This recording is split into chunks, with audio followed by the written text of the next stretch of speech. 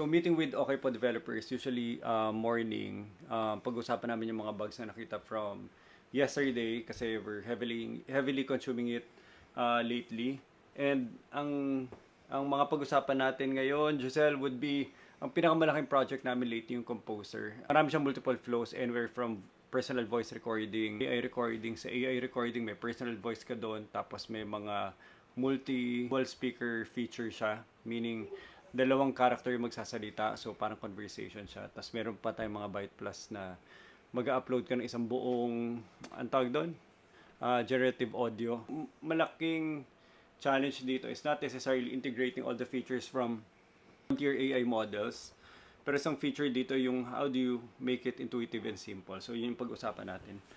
Oh, kamusta ka na, Kent? Boy ka pa pala. Sinong not feeling well? Si Shane? Si Shane po. Ba't nagpapalitan kayo? Ito yung cameraman natin. Yan o. Hi, cameraman. Currently, iniisa-isa ko muna sir yung mga din-wrap nyo dun sa GC natin. Scripts. Diba every time sa scripts parang nag-iiba yung tone niya per section. So ngayon, meron pala sa may 11 labs din na kumbaga parang i-specify mo dun kung ano yung previous transcript at next transcripts. Para ma-identify niya if mag-i-end by yung pinaka, yung tone of voice na or hindi. Sa pang feature din, isama mo rin yung ano, yung parang creative tsaka robust doon, yung feature doon para hindi siya masyado nagiging creative, nagpapapalit-palit. So kung kunwari magduduktong-duktong siya, mag-stitch ka ng audio, I'm not sure lang kung magiging very boring kung bawasan mo yung creativity niya. Para very neutral lang yung tone niya, hindi nagpapalit-palit. Tapos baka settings niyo na gusto mong iset sa pinakataas. Sa pinakasimula. Pero ginamit ko na siya ngayon eh. Hindi na ako very convenient na hindi ako umiikot sa 11 labs. Sa pang challenges ko dito, ngayon, pag naghang na siya sa taas, natapos yung 5 sa baba at naghang pa siya sa taas, mapipilitan ako i-reset yung buong browser. Baka meron kayong ilagay na kill feature. Sayang yung 4 nagawa ko na 5, tapos may iwan ka doon sa taas na naghahang. So mapipilitan kang i-refresh lahat. Ano pa yung mga iba nating findings? Linalaglag ko sa kanila yung mga ako yung nagko-QA sa okay po every day. Ako yung pinaka-heavy user nila. May mas heavy user pa ba sa akin, Josel? Wala pa. Hindi sir, meron na. Ikaw yung pinaka-heavy sir. Dapat later on mas maraming heavy users. Sa ngayon, sinatsaga ko lang din. Bias tayo. No choice. Okay, Josel. Pero exciting to i-launch na marami ako na-imagine ng mga creative people building their creative content sa Okay po and then maintaining their community with less dependency sa mga social media platforms. Social media, capture mo lang community mo, bring it to your Okay po community kasi sa Okay po community, you have full ownership and control sa buong community mo. You have the database, you have the full control and privacy over your community sa Okay po. Anyway, Giselle. Sure. Yung nag-change ako ng group sa edit, okay na yun? Na-cover mo na yun? Ayun sir, deploy ako. Yung HTML upload, umikot ako. Malaking bagay sa akin yun. Umikot pa rin ako sa Netlify. Na-solve niyo na yun? Na-solve na sir, di lang siya na de-deploy. Then currently may problem kasi sa test cases nun, inaayos ko din po. So, pero magme-maintain na tayo ng credit sa Netlify. Di ba? Kasi tataas yung usage eh. Yes sir, pero naman siya sir meron tayong 30 deployments per month. So I think baka enough naman na siya. Pero since kasi nag-test din kami on the same API kit. May sasabihin ako sa technique dyan, Josel. Kasi hindi natin alam kung anong long-term, short-term natin sa Netlify, di ba? Kasi parang temporary solution siya.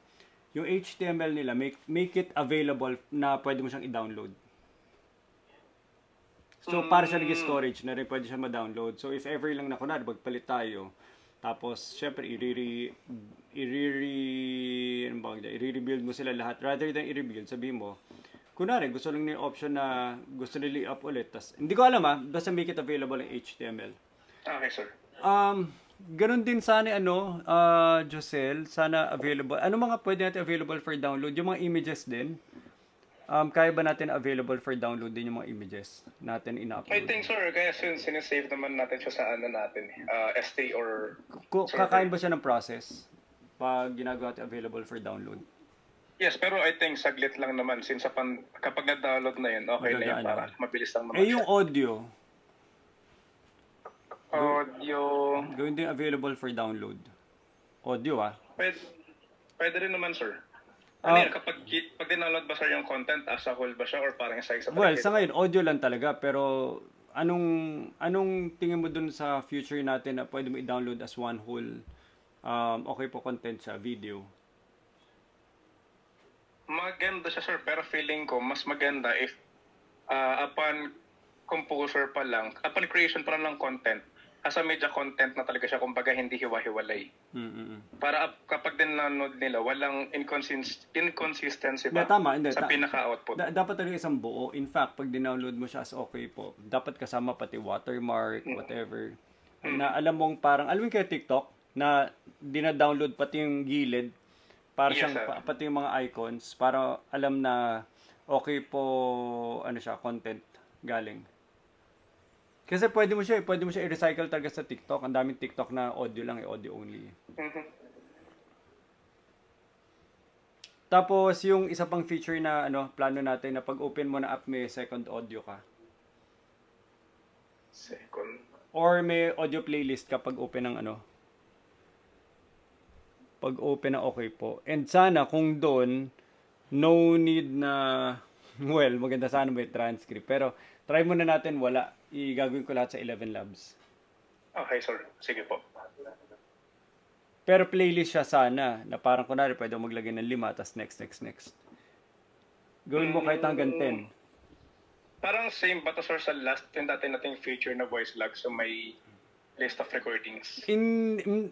Hindi na, parang mas ang nakikita ko doon, wala na rin transcript siya, as in audio lang. Audio lang. Ibig sabihin, sa pinakataas yung header, meron kang parang island button doon na pwede mong i-next yung audio mo. So, for example, pag bukas mo, ipe-play yung audio 1. Tapos, sasabihin niya, go to the second page and, parang i-next mo na rin yung audio.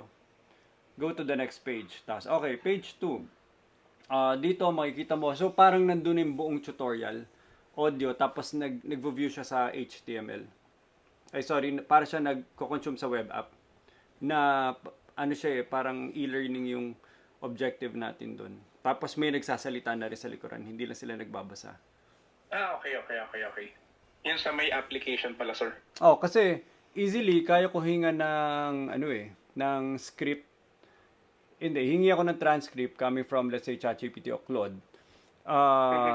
Parang nag-tutorial ka for every page. So halos zero effort na yun eh. Zero effort na yun. It's just a matter of creating a TTS para doon sa mga yun. Pero maganda rin may TTS. So copy paste mga anak Yes, sa audio. 'Di ba? Maganda rin sana na puro TTS pala is text to speech. So parang kung may transcript ako coming from ChatGPT o Claude. Kasi imagine mo kung ChatGPT or Claude yung nag-build ng web app, nag-create ng content. So, it has a full context din do sa kine-create ko web app. Kung yung web app ko is kind of like a e-learning web app, education app, yung education app na yun, for every page na yun, pwede ko hingan siya ng script for every page na tutorial. So, imagine niyo ang dami nang na-build. Halos hindi ako nagsasalita, halos hindi ako nagko-code. Hiningi ko lang and then in-organize ko, kino-compile ko sa loob ng okay po. So, yung user ngayon, yung community member user ko sa okay po, pagbukas niya ng app, makikita niya na pwede rin niyang pakinggan yung tutorial sa voice ko. Pero TTS yon, text to speech yon, na script coming from ChatGPT. Ginamit yung voice ko, tapos parang ako yung nagtuturo ng almost zero effort from coding to script generation to voice over. Stig.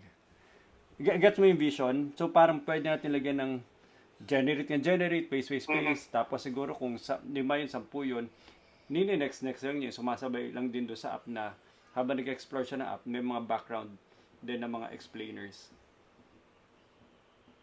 Yes, sir. Guess naman, sir. Okay. Ano pa? What else? Tawag dito, i-update ko na lang din siguro, sir, yun sa may credits ng 11 labs natin. Currently, meron Sandali, kwento ko lang. So, tayo- 11 labs ang ginagamit namin dito for the TTS. Lahat ng mga TTS ang specialization sa atin ni 11 labs. For STT natin, Grok ang ginagamit, pero for TTS si 11 labs. Pero ngayon may ilalabas kami mga podcast level na. So mas complex yung audio generation niya, si Byte Plus ang gagamitin natin. yung mga bagong models niya na linabas specifically for audio generation. So, yung audio generation, pwedeng isang buong, ang tawag dyan, parang radio drama, teledrama, para ba AI dramang i-generate pero audio. For okay po, mas specialization namin dito, audio. More than video. Tapos nilalagyan na ng GIF to create more visual effects sa pag nagpo-profile view. Anyway, Giselle. So, ito yung composer. Pakita ko lang. So, start record. So, very minimalist siya. By the way, wala pa rin back. May back ka ba sa PWA pagpasok ko sa composer? Meron na po, sir.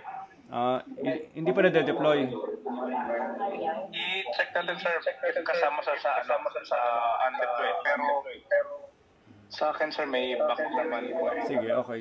Yung plus nyo doon, gawin nyo na upload audio, tapos yung paste nyo doon, ibuong button nyo na lang. Ano pala yun, sir? May suggestion ka din dyan last week. Sorry, yung upload audio, iangat nyo na lang, pangatlong ano na lang Yes, siya. sir, tama. Yan po yung sabi niya last time. And then yung paste button nilagay dun sa pinaka. Yeah. Start recording. Tingnan nyo sa start recording. Yun, know. So, ito, voice na, automatic ko, ngayon lang, bagong feature lang to na nakita ko. Parang ito, ang tawag dito, STT, speech to text. So, refresh kung gusto mo kasi 1 minute lang sineset namin na recording. Ito bang voice recording natin ito, 1 minute, no? Kung gusto mo mas marami pa, mag-teleprompter ka na lang. Tama ba, Giselle?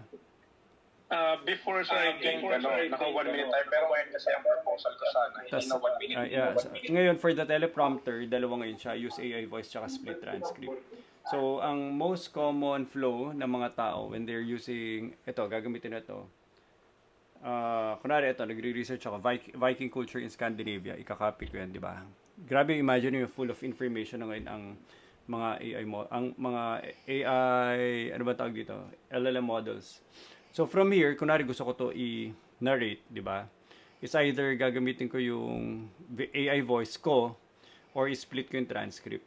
So let's say i-split natin transcript. Pag ginamit ko AI voice, i-convert niya kagad yan into AI voice. Ito, pwede ko i-split, tas pwedeng may individual choice ako kung gagamitin ko yung voice ko, kunwari ganyan. No, Norway is probably the country most strongly associated with Vikings, but Viking culture belonged to much of Scandinavia, not just Norway. So ngayon, pag na-record ko na yan, etong buong section 1 na yun, boses ko to. Norway is probably the country most strongly associated with Vikings, but Viking culture belonged to much of... Tapos ito, pwede ko gawing AI voice ko. Ay, sorry. Paano ba to? Cancel. Stop. Tapos, ito, re-record. Use AI voice. Ito, naka-clone na yung voice ko. And then, from here, here's how it breaks down. so, medyo... Ay, Giselle pala, yung na-mention ko doon, di ba, dapat may parang language detection. Ay, may automatic ifo-force na natin yung language para hindi nanguhula. Kasi, kung Taglish siya, nagfi-Filipino siya, pero pag pure English siya, mawawala yung accent, mag-iiba na. Magbi-British accent bigla eh. Sige, sir. Nasabi ko na rin po yan. Nag-gets yun, di ba, pwede mo i-force doon yung language, language accent niya. Yes po. I think nag-accept si 11 Labs ng prompting din. Kumbaga, para ma-force lang natin siya kung ano yung gusto nating para i-boses na ganyan. Yan. Tapos from here. Norway, famous for seafaring Vikings who sailed west across the North Atlantic. They settled in Iceland, Greenland, the Faroe Islands. Nagalo ba yung Indian, kasi may mga Indian community rin ako sa Dubai. So I'm not sure lang kung naghahalo rin yung accent eh. Pakita ko sa inyo yung finished product. So after all the composer, whether boses ko o AI voice, ito maging finished product niya. Kunwari, the take-off flow. Ian, एक question पूछ सकता हूँ? Sorry, hindi. Honestly, training is much harder than I expected. New system, new process, new customers. और हर दिन लगता है I'm making too many mistakes. कभी-कभी सोचता हूँ So ito, pakinggan nyo. Ian हैं सबसे ज्यादा फ्यूल बर्न होता है और वो फानने वाले को लगता है यार प्लेन ऊपर कब जाएगा. So, kaya Astig, sobrang powerful siya kasi lahat ng composition ko, ginagawa ko sa ChatGPT. And with ChatGPT tsaka Claude, ina-alternate ko lang. Pag gumagawa ko ng mga web apps, e-learning, nasa Claude. Lahat ng mga composition ko nasa ChatGPT. Whatever I've made within ChatGPT and Claude, ang publishing and distribution ko na would be okay po. So, si okay po, dinesign namin siya specifically for the new AI era. Publishing layer mo, distribution and publishing layer mo ng mga AI contents and materials na nag-exist sa ChatGPT, Claude, Gemini, Nano Banana, Seedance, lahat ng mga AI models, frontier models na ginagamit mo dito. Lahat sila nakakalat lang doon sa mga tools mo. Pero how do you actually create an impact with your community using these tools, diba? So, kailangan mo talaga ng publishing layer. So, ang publishing layer and distribution layer would be si okay po. So, ito, yung narinig yung Indian, kinoconsume to ng mga Indian community natin, Hindi-speaking community, na nakabase sa Dubai. So, they are employed with the other business that we have sa SP Madrid, Dubai. And instead of me training them in English, tinitrain ko sila sa Hindi na binubuo ko sa ChatGPT. Tapos, dinidistribute ko sa okay po. Need kong content. So, ang dami ko na rin na-create na content. And ang nagko-consume nito, yung private community natin. So, this is my page. And pag nagpunta ka sa link in bio ko, hindi mo ito ma-access. Yung public ko lang na sila ito ma-access mo, pero everything else hindi nyo ma-access. Kasi na private community siya na binibuild ko. Ito yung mga private communities ko. Yan o. So, I have English Madrid Nation, Solopreneur Model, Ian and Newbies, recruitment team, and TICP. Okay? And of course, nagdadagdag pa. And then we have public communities din dito. So we are building a lot, pero syempre we are building mindfully. Kasi hindi pwedeng unutilized development and resources. Magastos ang mga AI tokens ngayon if you build mindlessly. So you have to be very mindful. Nakita ko nga eh. Kaya lang, manghuhula ba siya kung ng voice mo? Sana may language ka sa taas para hindi siya manghula. So again, very important ang language settings ngayon. Huwag niyo i-assume na English and Tagalog lang yan. Magiging common din ng Hindi. Dahil nasa Dubai tayo, tapos later on pwedeng may Arabic, tapos may iba pang languages. So ngayon, be very mindful na everything you build it for the world. So, tingnan mo, pag nagsasalita in real time na recording mo, nag-STT na siya kagad. Opo, may alive na po na Pero pwede mo i-force, di ba? Pwede mo i-force yung language mo. Taglish, Hindi, Filipino, Hindi, Filipino, English, Hindi, English. Pwede ba yun? add section. Pwede ka po mag-add ng section. Okay, nice. Galing. Then, you can drag it po, arrange na po kung saan nyo po gusto Ba't may laman na kagad doon nag-add section ka? may paste po ko. Ayan. Okay. Eh yung declaration ng variables, declaration ng characters. And po sino yung update. Okay, good. So, isa sa pinakamalaking trinabahan natin for the last 2 weeks. 2 weeks to, no, Ken? 2 weeks na trinabahan natin yung composer. Ang laki na ng improvement do sa composer. And minimake sure namin yung buong flow from recording your own voice or cloning your own voice. Tapos yung flow din ng kukuha ka ng script coming from ChatGPT, tapos i-breakdown mo into multiple sections kasi ang problema kay 11 Labs, sobrang gastos. For example, 3,000 credits, uubusin niya kagad. Pag may mali ka, ubusin mo ulit yung isang buong 3,000 credits. Pero ang ginawa namin na workaround, in-split namin into multiple sections para kung may isang off na, let's say, pronunciation o may gusto ka ulitin, hindi mo kailangan i-reprocess yung lahat, which would be very expensive. Other features na ginawa din namin, kunwari, gusto mo conversation style na may back and forth na dialogue, hindi ka magiging isang, ang hirap na usually sa 11 Labs ang ginagawa ko, iniisa-isa ko yung speaker 1, speaker 2, speaker 1, tapos copy-paste, nakakapagod. So, magkakaroon kami ng parang declaration of variables or parang declaration of speaker siya at the start. Pag na-declare mo na siya, pwedeng, kunwari, pangalan nito Ate Daniela, yung isang Ate Daniela na voice, magiging pare-pareho na yung isang speaker. Tapos, kunwari, clone ko ng isa, pare-pareho na. Mas madali mag-create ng mga back and forth na conversational content sa okay po. And, syempre, iba doon, mga bugs, mga additional features. So I have to go. Iwanan ko muna sila. Sige, Josel, I have to go. Bye-bye. Bye-bye. Sige, sir. Ingat po. Update ulit mamaya. Thank you po. Bye-bye.